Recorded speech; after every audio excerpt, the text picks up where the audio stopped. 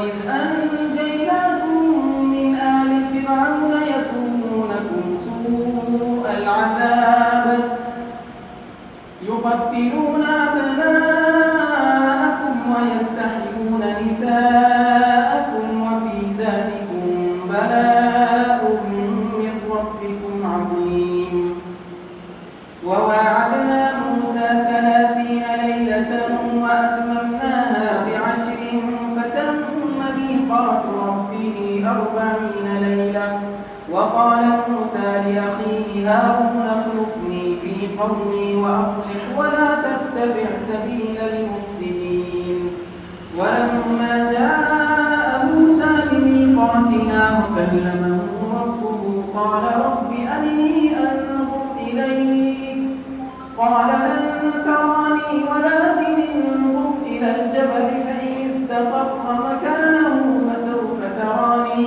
فلما تجلى ربه للجبل جعله دكا وخر موسى صعقا. فلما أفاق قال سبحانك تبت إليك وأنا أول المؤمنين. قال يا موسى إني اصطفيتك على الناس برسالاتي وبكلامي فخذ ما آتيتك وكن من الشاكرين. وكتبنا له في الألواح من كل شيء موعظة وتفصيلا لكل شيء فخذها بقوة وأمر قومك يأخذوا بأحسنها سأريكم دار الفاسقين.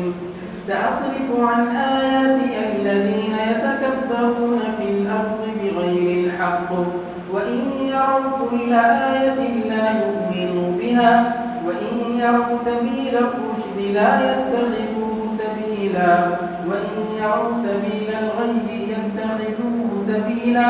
ذلك بأنهم كذبوا بآياتنا وكانوا عنها غافلين. والذين كذبوا بآياتنا ولقاء الآخرة حبطت أعمالهم هل يجزون إلا ما كانوا يعملون.